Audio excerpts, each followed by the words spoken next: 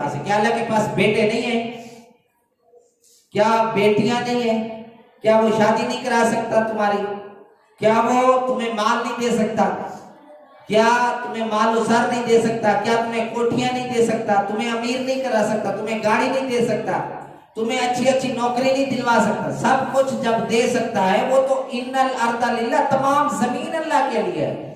ایک جگہ پر کہتا ہے للہ ملک السماوات والارض، اللہ ہی کے لیے بادشاہت زمین و آسمان کی۔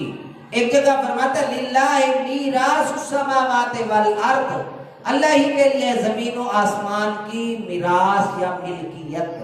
اور ایک جگہ فرماتا ہے للہ ما فی السماوات و ما فی الارض، اللہ ہی کے لیے جو کچھ آسمانوں میں ہے، جو کچھ زمینوں میں ہے۔ جب ہر چیز اللہ کے لیے ہے، بادشاہت اسی کے لیے ہے، ملکیت اسی کے لیے ہے، تمام زمین اسی کے لیے ہے، ہر چیز کو اسی نے بنایا، اسی کا وہ مالک ہے، تو پھر اللہ کے پاس کون سی کمی ہے جو ہم طلب نہ کریں؟ تو یہاں پر موسیٰ علیہ السلام یہی کہہ رہے ہیں، اگر تم پریشان ہو رہے ہو کہ ہمارے مردوں کو وہ قتل کر دیں گے، بچیوں کو چھوڑ دیں گے یا خواتین کو وہ چھوڑ دیں گے، تو تم اسے گھبرانا نہیں ہے، پریشان نہیں ہونا، بلکہ اللہ سے مدد طلب کرو۔ یہاں پر ایک سوال پیدا ہوتا ہے، وہ سوال یہ ہے کہ جب اللہ تعالیٰ کے پاس ہر چیز ہے تو پھر یہ جو ہم وسیلے کا کنسیپٹ لیتے ہیں کہ فلاں کے ذریعے اللہ سے مدد طلب کرو، فلاں کے ذریعے اللہ سے مدد طلب کرو، یہ کیا چیز ہے؟ پھر جب اللہ کے پاس ہر چیز ہے، اللہ سے ہر چیز طلب کرنی چاہیے، یہ کیا چیز ہے؟ تو وسیلے کا جو کنسیپٹ ہے وہ ایسا نہیں ہے کہ وہ اللہ سے طلب نہیں کی، وہ اللہ سے ہی طلب کی جاتی ہے، صرف درمیان میں جو واسطہ کھڑا ہوتا ہے وہ ایک انسان کا کھڑا ہوتا ہے، بس۔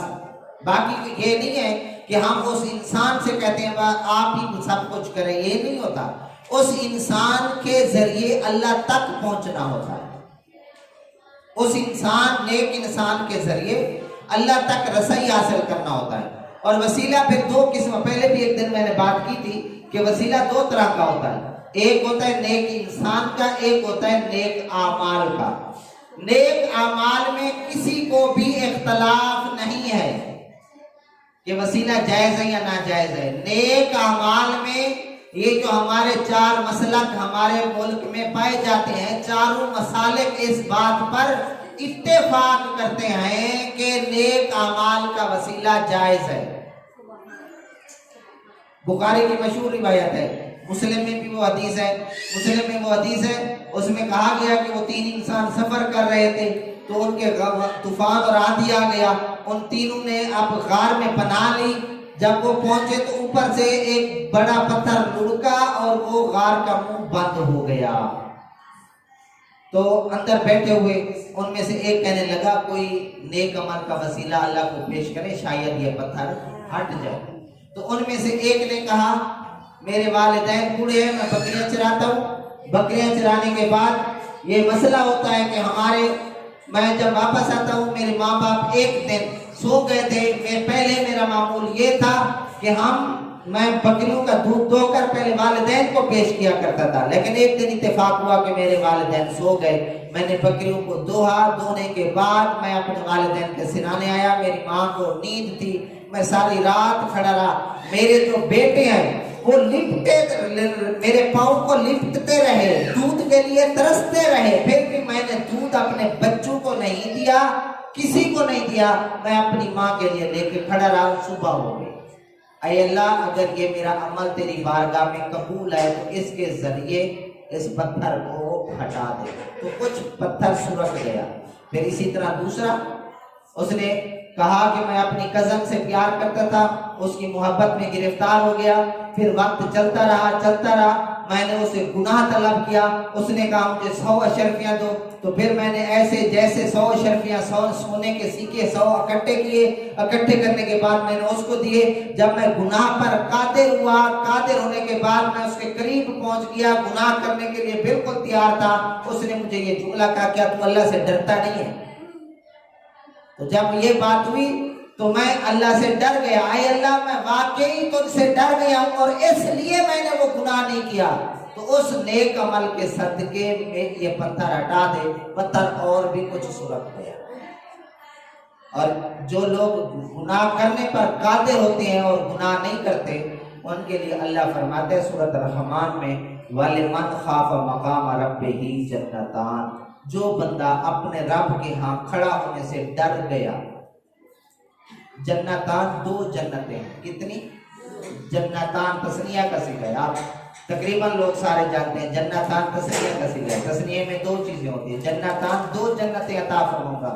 اور 30ویں پارے سورۃ النازعات میں فرمایا کہ جو اپنے رب کے ہاں کھڑا ہونے سے ڈرتا ہے وَنَهَا النَّفْسَ عَنِ الْهَوَىٰ، اور نفس کو خواہشات سے روکتا ہے. آخری آیات ہے میرے خیال میں سورۃ النازعات کی آخری 2 آیات کہ اپنے رب کے ہاں کھڑا ہونے سے ڈرتا ہے، اور نمبر 2 کیا ہے؟ اپنے نفس کو خواہشات سے روکتا ہے، منع کرتا ہے. فَإِنَّ الْجَنَّةَ هِيَ الْمَأْوَىٰ، جنت اس کا ٹھکانہ ہے اس نفس کا.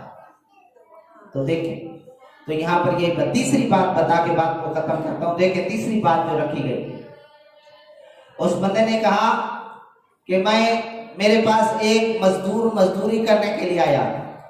جب وہ میرے پاس آیا تو کچھ چاولوں کی مزدوری طے ہوئی. شام کو اس نے مزدوری کے اوپر میرے سے بحث مباحثہ کیا، کچھ نوک جھوک ہوئی، وہ مزدوری چھوڑ کر چلا گیا. ایسے ہو جاتا ہے 180 ایسے کوئی ہو جاتا ہے تو وہ چھوڑ کے چلے جاتے ہیں.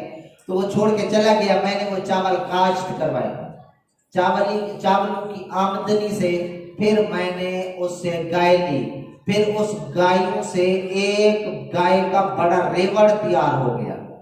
اسی ایک گائے سے بہت ساری گائے تیار ہو گئی. میرے نوکر اس کو چراتے رہے. پھر بڑھتا رہا. کافی عرصے بعد وہ بندہ جو مزدور تھا وہ میرے پاس دوبارہ آیا اور اس نے کہا میری آپ کے پاس مزدوری رہتی ہے، وہ ہمیں دو.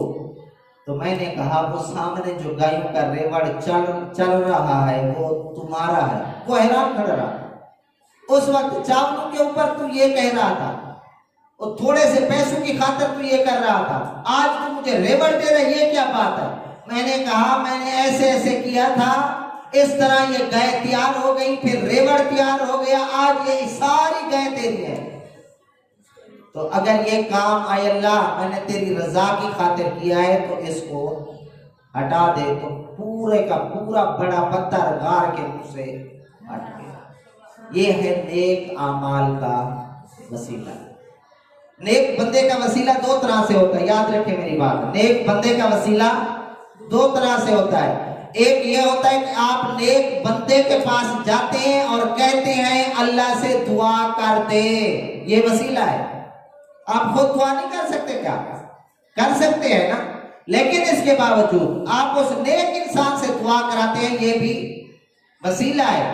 اس کی مثال یہ دیکھیں کہ حدیث شریف میں آتا ہے حضور علیہ السلام جمعے کا خطبہ دے رہے ہیں اور ایک بندہ کھڑا ہو جاتے ہیں، یا رسول اللہ ہم تباہ و برباد ہو گئے. آپ نے فرمایا کیا ہوا؟ اس نے کہا یا رسول اللہ بارش ہی نہیں آتی، ہماری چراگاہیں خشک ہو گئی ہیں، جانور مرتے ہیں، ہم مرتے ہیں، پانی نہیں ہے. آپ صلی اللہ علیہ وسلم نے دعا کی، فرمایا اے اللہ ہم پر اور مدینہ شریف کے ارد گرد بارش برسا. اسی وقت نہ بادل تھے نہ کچھ تھا تو بارش برسنا شروع ہو گئی. یہ وسیلہ ہے. دیکھیں وہ خود بھی تو دعا کر سکتا تھا نا انسان، کہ نہیں کر سکتا تھا؟ کر سکتا تھا، لیکن اس کے باوجود وہ حضور علیہ السلام کے ہاں حاضر ہوا اور آپ نے دعا کی. دوسرے ہفتے یا دوسرے جمعے وہ دوسرے یعنی ایک ہفتے بعد دوسرے جمعے وہ حاضر ہوا. جب بارش برستی رہی، بولے رکے نا بارش، تو پریشان ہوا. اس نے کہا یا رسول اللہ ہم پھر مر گئے. آپ نے فرمایا کیا ہوا؟ بارش ہی نہیں رکتی. تو آپ نے دعا فرمائی اے اللہ ارد گرد مدینے کے اطراف میں برسا اور ہم پر نہ برسا. یہ آپ نے جملہ کہا تو ارد گرد برستی تھی اور مدینہ شریف پر بارش نہیں برسی.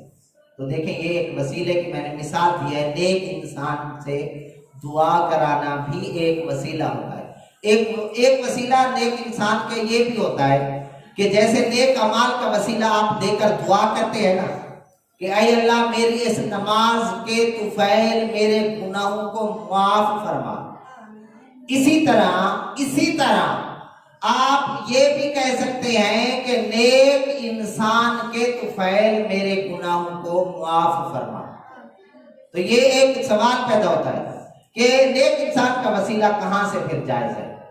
تو نیک انسان کا وسیلہ یہ ہوتا ہے کہ دیکھیں کہ دو باتیں یاد رکھیں۔ نیک اعمال، نماز، روزہ، حج، زکوٰۃ، جہاد، خیرات، یہ سارے کا سارا اس لیے کہ وہ نیک، ان کا اپنا وجود نہیں ہے۔ نماز کا وجود اپنا ذاتی وجود نہیں ہے۔ آپ نماز پڑھیں گے تو نماز ہوگی، روزہ رکھیں گے تو تب روزے کا وجود ہوگا، اگر آپ زکوٰۃ دیں گے تو تب زکوٰۃ کا وجود ہوگا۔ تو اس کو یوں سمجھیں کہ یہ جو نیک اعمال ہیں یہ خود بخود قائم نہیں ہوتے، غیر کے قائم کرنے سے قائم ہوتے ہیں، اس کو قائم لغیر ہی کہتے ہیں۔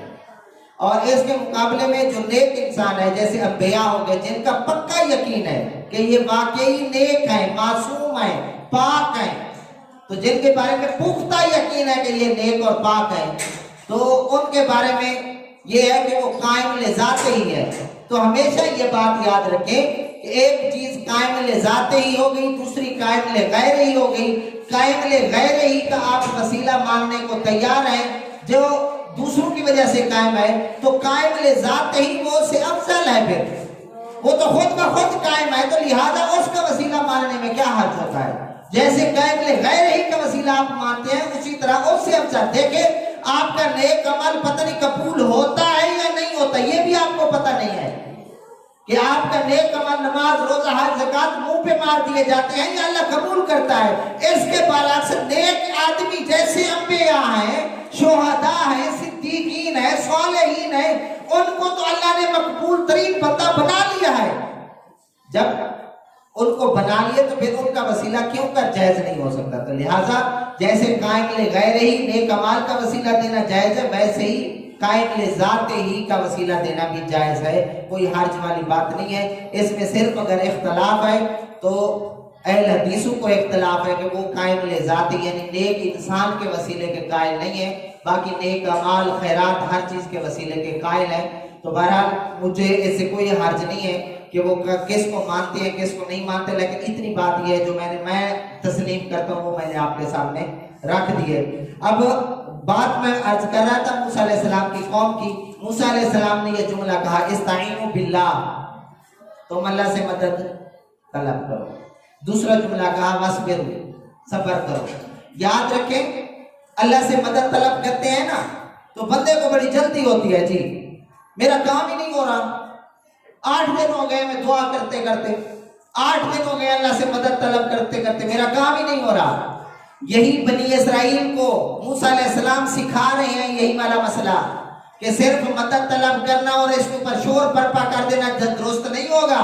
مدد طلب کر کے پھر صبر کا دامن تھام کے بیٹھ جاؤ، پھر دیکھو اللہ کیا کرتا ہے تمہارے ساتھ۔ تو یہی والا مسئلہ آج ہمارے سامنے آ گیا کہ اللہ سے مدد طلب کرنے کے بعد پھر صبر کا دامن پکڑنا ہے تاکہ اللہ تعالیٰ تمہاری مدد فرمائے۔ وہاں پر شور وامیلہ نہیں کرنا کہ مدد نہیں پہنچی کہ اللہ مدد نہیں کر سکتا۔ مدد تو کر سکتا ہے لیکن مدد میں دیر ہو سکتی ہے، یہ بات اپنے ذہن میں بٹھا لیں۔ صبر کے اوپر صبر کا معنی کیا ہوتا ہے کہ تکلیفوں کو برداشت کرنا، مصائب کو برداشت کرنا، امتحان کو برداشت کرنا، آزمائش کو برداشت کرنا، اپنے آپ کو ان مصیبتوں میں ثابت قدم رکھنا، یہ صبر ہوتا ہے۔ اور ہمارے کچھ بھائی، ہماری کچھ بہنیں یوں بھی صبر کرتی ہیں اور وہ صبر نہیں ہوتا۔ صبر وہ کہتی ہیں ہم صبر کر رہی ہیں لیکن وہ صبر ہوتا نہیں ہے۔ اس کی مثال ہے حدیث شریف میں، آپ صلی اللہ علیہ وسلم ایک قبرستان میں تشریف فرما ہوئے، وہاں پر دیکھا کہ ایک خاتون رو رہی ہے، کسی قبر کے ساتھ لپٹ کر رو رہی ہے، آؤ فریاد کر رہی ہے زور زور سے، جیسے بھی وہ صبر نہیں کر رہی۔ آپ صلی اللہ علیہ وسلم نے اسے تلقین کی، کوشش کی کہ اسے سمجھایا جائے کہ رونا، تو وہ پھر بھی روتی رہی۔ کچھ دیر بعد رونے کے بعد دیکھام ہلکا ہو جاتا ہے۔ یہ آنسو دیکھیں، یہاں پر ایک جملہ کہنا چاہتا ہوں کہ یہ آنسو بالکل وائٹ ہوتے ہیں، سفید ہوتے ہیں، صاف شفاف ہوتے ہیں، لیکن اس کے اندر لاکھوں منوں کے حساب سے غم کا بار ہوتا ہے۔ وہ بار آپ جب آنسو نکالتے ہیں وہ اندر کا غبار دھو دیتے ہیں آپ کا، جب دھل جاتا ہے تو پھر بندہ ریلیکس ہو جاتا ہے، کچھ اپنے آپ کو ایزی اور آرام دہ محسوس کرتا ہے۔ تو عرض کر رہا ہوں جب وہ رونے کے بعد ذرا اس نے اپنے آپ کو ایزی فیل کیا تو وہ حضور علیہ الصلوۃ والسلام کے پاس آئی اور آ کر کہنے لگی یا رسول اللہ صلی اللہ علیہ وسلم میں صبر کر کے بیٹھی ہوں۔ کیا کہا؟ میں صبر کر کے بیٹھی ہوں۔ آپ نے فرمایا یہ صبر نہیں ہے، صبر کی تعریف آپ نے جو کی بہت زبردست، بہت اعلیٰ۔ آپ نے فرمایا صبر یہ ہوتا ہے جب انسان کو پہلی چوٹ لگے، پہلی دفعہ کہہ دیا جائے تیرا بیٹا مر گیا ہے، یہ جب اطلاع ملے اس وقت آپ نے صبر کرنا ہے، اس کو صبر کرنا۔ اس وقت آپ نے رونا دھونا شروع کر دینا ہے۔ 10 گھنٹے بعد 5 گھنٹے بعد جب آپ ہوش میں آتے آتے کہتے ہیں ہم صبر کیے بیٹھے ہیں، یہ صبر نہیں ہوتا۔ صبر یہ ہوتا ہے پہلی چوٹ جب لگے تو اس وقت آپ اس کو برداشت کریں، یہ اللہ کی رضا ہے کوئی حرج نہیں، یہ اللہ کی رضا ہے کوئی حرج نہیں۔ یہ کتنا خوبصورت جملہ ہے کہ ہمارے معاشرے میں یہ بولا جاتا ہے اللہ دی مرضی سے، اللہ دی مرضی سے۔ تو یہ خوبصورت ترین جملہ ہے ہمارے کلچر کا، ثقافت کا، کہ اللہ کی مرضی، کہ یہ جیسے اللہ چاہتا ہے ویسے کرتا ہے۔ اور بعض لوگ اس موقع پر بھی کفریہ جملے بول دیتے ہیں، اس بات کا بھی خیال رکھنا چاہیے کہ اس کو نہ مارتا فلاں کتنے دن سے کتنا ذلیل اور مجبور ہوا پڑا ہے، اس کی ٹانگیں ٹوٹ گئی ہیں، دماغ صحیح کام نہیں کر رہا، بستر پر پڑا ہوا ہے، اسے مر جانا چاہیے تھا، اسے نہیں مرنا چاہیے تھا۔ کون ہوتے ہو یار تم کہ اللہ کے فیصلوں پر اعتراض کرنے والے، اللہ کے فیصلوں میں مشورہ دینے والے کون ہوتے ہو تم؟ وہاں تو یہ بھی اختیار کسی کو نہیں ہے کہ اللہ کو مشورہ دے دے یہ کر اور یہ نہ کر۔ تو لہٰذا اس طرح کے کفریہ جملے نہ بولا کریں کہ اس کی جگہ مجھے موت آ جاتی، اس کی جگہ فلاں کو موت آ جاتی، اس کی جگہ یہ کتنا خوبصورت تھا، اس کی شادی نہیں ہوئی، نوجوان تھا، اس کو موت نازی، فلاں جو بوڑھا پڑا ہے وہ مر جاتا۔ ایسے جملے کہنے سے بچیں، یہ کفریہ ترین جملے ہیں۔ اللہ پر اعتراض ہوتا ہے، اللہ پر اعتراض کرنا کفر ہوتا ہے، اللہ کے فیصلوں پر اعتراض کرنا کفر ہوتا ہے۔ تو لہٰذا میں یہ بات چھوٹی سی بتا رہا تھا کہ صبر کرنا سیکھیں۔ اگر صبر نہیں کریں گے کوئی فائدہ نہیں ہونے والا، اور اس مدد کا بھی کوئی فائدہ نہیں ہونے والا جو آپ دعا میں کرتے رہتے ہیں، جو دعا میں مدد طلب کرتے رہتے ہیں اس مدد کا بھی کوئی فائدہ نہیں ہونے والا۔ اور خوبصورت بات، 2 کام تم کرو، موسیٰ نے کہا۔ کون کون سے کام کہے ہیں؟ اللہ سے مدد طلب کرو، صبر طلب، صبر کا دامن پکڑو۔ 2 کام تم کرو، اللہ انعام کیا دیتا ہے دیکھیں جی۔ ان اللہ تعالی، تمام زمین اللہ کی ہے، نور سوامی شاہ، اللہ پھر تمہیں مالک بنا دے گا، جس کو بھی چاہتا ہے مالک بناتا ہے۔ موسیٰ علیہ السلام کے کہنے کا مقصد یہ تھا کہ اگر تم صبر کا دامن بھی پکڑو گے، اللہ سے مدد بھی طلب کرو گے، ایک دن تم دیکھو گے کہ اللہ نے تمہیں زمین کا مالک بنا دیا۔ یہی ہوا، بنی اسرائیل پھر بادشاہت کرتی رہی، یہ سب کے سامنے۔ تو یہی ان کی دیکھیں، صبر کیا انہوں نے تو پھر اللہ نے انعام بھی دیا۔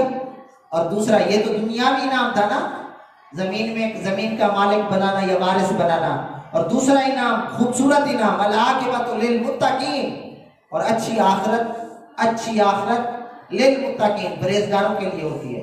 تو 2 انعام ہو گئے، دنیا میں بادشاہت انعام دوں گا اور دوسرا اچھی آخرت۔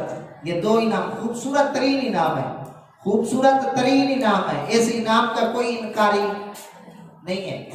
تو حضرت آج بھی یہ سبق صرف موسیٰ علیہ السلام کی قوم کے لیے نہیں تھا، ہمارے لیے تھا۔ اگر اللہ سے مدد طلب کرو گے اور صبر کا دامن پکڑو گے تو زمین میں تمہیں غنی بھی بنا دوں گا، امیر بھی بنا دوں گا، زمین کا مالک بھی بنا دوں گا، اور آخرت میں بھی کامیاب بنا دوں گا۔ یہی ہر کوئی چاہتا ہے، ربنا آتنا فی الدنیا حسنہ وفی الآخرۃ حسنہ۔ ہر بندہ یہ کہہ رہا ہے اللہ تو میری دنیا بھی اچھی فرما اور آخرت بھی اچھی فرما، یہ کون نہیں چاہ رہا؟ تو یہی درس دیا جا رہا ہے۔ موسیٰ علیہ السلام اپنی قوم کو یہ درس دے رہے ہیں کہ خدا سے مدد مانگے اور اس کے ساتھ صبر کا دامن پکڑے، پھر دیکھتے ہیں اللہ تعالیٰ تمہیں کیسے وارث نہیں بناتا۔ وہی بنی اسرائیل جو وہاں مزدوری کرتی تھی، ٹیکس پے کرتی تھی، وہاں پر پہاڑوں کو چیرتی تھی، وہی ایک دن مالک بن کے وارث بن گئے۔ فرعون غرق ہو گیا، آپ نے یقیناً پہلے پارے میں یہ بات سنی ہوگی، پڑھی ہوگی۔ فرعون کو اللہ فرماتے ہیں ہم نے غرق کر دیا، اور یہی بنی اسرائیل پھر اس زمین کے وارث بن گئے۔ اور اس کے بعد جو آگے جملے ہیں تو ان کی بات چھوٹی سی کر کے بات کو ختم کرتا ہوں۔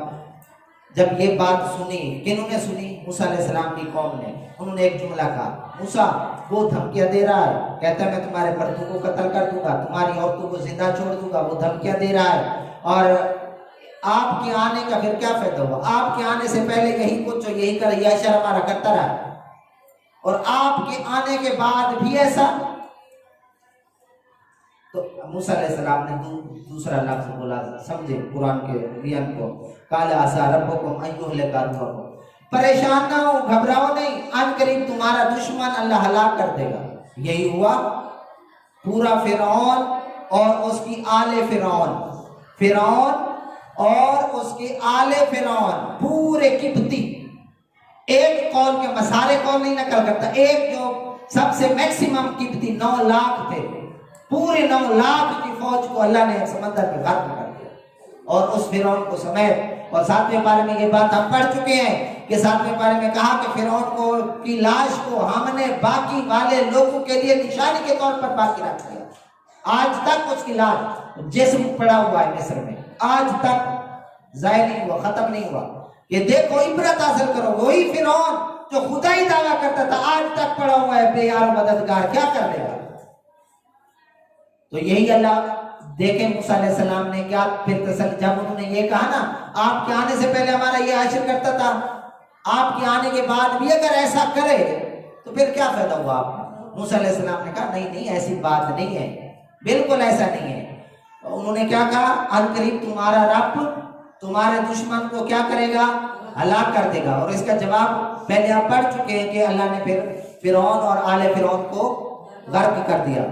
اور نمبر 2، پریشان کیوں ہوتے ہو؟ یستخلفکم فی الارض، اور تمہیں زمین میں خلافت عطا فرما دے گا. پریشان ہونے کی کیا بات ہے؟ یہ غرق ہو جائے، یہ مر جائے گا، کپ جائے گا، اس کے بعد تمہیں کیا مل جائے گی؟ خلافت. بنی اسرائیل کو ملی. اور پھر خلافت دینے کے بعد جو ایک خوبصورت لفظ اللہ نے آخری فرمایا ہے اس آیت کا، وہ قابل غور ہے، انتہائی قابل غور ہے. فرمایا فَلْيَنْظُرْ، پھر اللہ دیکھے گا، پھر اللہ دیکھنا چاہتا ہے کیفا تعملون، تم کیسے عمل کرتے ہو. یعنی تمہیں کوٹھی بھی مل گئی ہے، گھر بھی مل گیا ہے، خوبصورت بیوی مرد سب کچھ مل چکا ہے، امیر بھی ہو گئے، گاڑی بھی مل چکی ہے، ہر چیز مل چکی ہے، تم بادشاہ، لیڈر، وزیر اعظم، صدر بھی بن گئے ہو.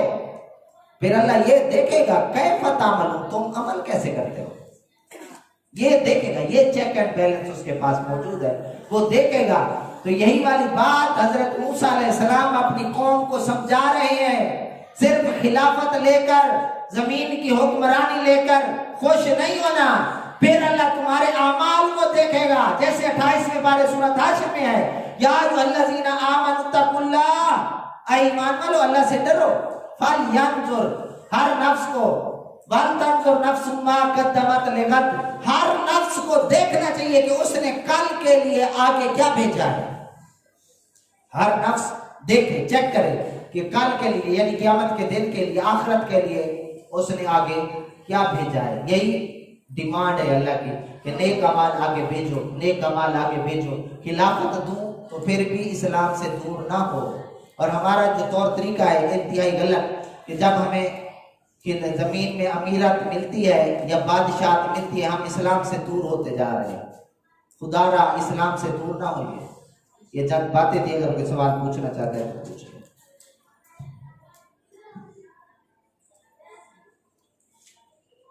جی یہ سوال ہے کیا شاعری کرنا گناہ ہے؟ تو شاعری وہ شاعری جس میں اللہ تبارک و تعالیٰ کی حمد ہو، آپ صلی اللہ علیہ وسلم کی نعت ہو، یا ایک معاشرے کی اصلاح کی باتیں کی جائے، ایسی شاعری کرنا گناہ نہیں ہے. حضرت حسان بن ثابت اور بہت سارے صحابہ کرام وہ شاعری کیا کرتے تھے. حضور علیہ السلام کے سامنے وہ شاعری پڑھتے تھے اور میرے محبوب نے منع نہیں فرمایا.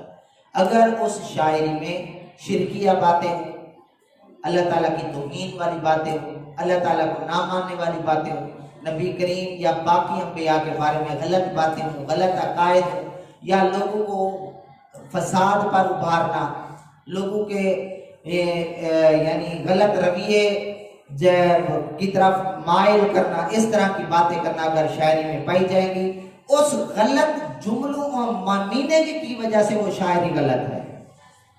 شاعری بذات خود غلط نہیں ہے، اس غلط رویوں کی وجہ سے، اس غلط معانی کی وجہ سے، اس غلط ترجمے کی وجہ سے، یا معاشرے میں بگاڑ کرنے کی وجہ سے وہ شاعری جو ہے وہ منع ہوتی ہے. باقی بذات خود شعر نہیں ہے. یہ جو قرآن میں آتا ہے نا وَالشُّعَرَاءُ يَتَّبِعُهُمُ الْغَاوُونَ، اور شعراء حضرات جو ہے وہ غاوون کی تابعداری کرتے ہیں، یعنی گمراہی کی تابعداری. اس کا مطلب یہ ہے کہ ہر شاعر کے بارے میں نہیں ہے، وہ والے شاعر جو شرکیہ کفریہ استاخانہ باتیں کرتے ہیں تو تب وہ جا کے شاعری منع ہے، اس لیے پھر منع کیا گیا. دوسرا سوال ہے، کوئی کسی دوسرے کی بات میں آ کر اساتذہ کے بارے میں برا سوچتا ہے تو کیا اس کی معافی ہے؟ ہر بڑے گناہ کی معافی ہے. میں نے کل بھی یہ بات بتائی تھی، ہر بڑے گناہ کی معافی ہے. باقی سوچ پر کوئی قدغن نہیں ہوتی، میری بات یہ ذہن میں رکھیں. سوچ پر کوئی قدغن نہیں ہے، کوئی پکڑ نہیں ہے. سوچ پر پکڑ ہمیشہ کس پر ہوگی؟ جو آپ زبان سے ادا کریں گے یا عمل کے ذریعے ثابت کریں گے. یہ جو سوچیں ہیں اس کو اللہ تعالیٰ نے معاف فرما دیا. ایک بندہ ہے وہ اپنی سوچ میں یہ کہتا رہتا ہے میری بیوی کو طلاق ہو، میری بیوی کو طلاق ہو. کیا طلاق ہو جائے گی؟ نہیں ہوگی. سوچ تو رہا ہے، لیکن اگر زبان سے کہہ دے گا تو ہو جائے گی، یا تحریراً لے کے دے دے گا پھر بھی ہو جائے گی. تو سوچ پر کوئی قید نہیں ہے.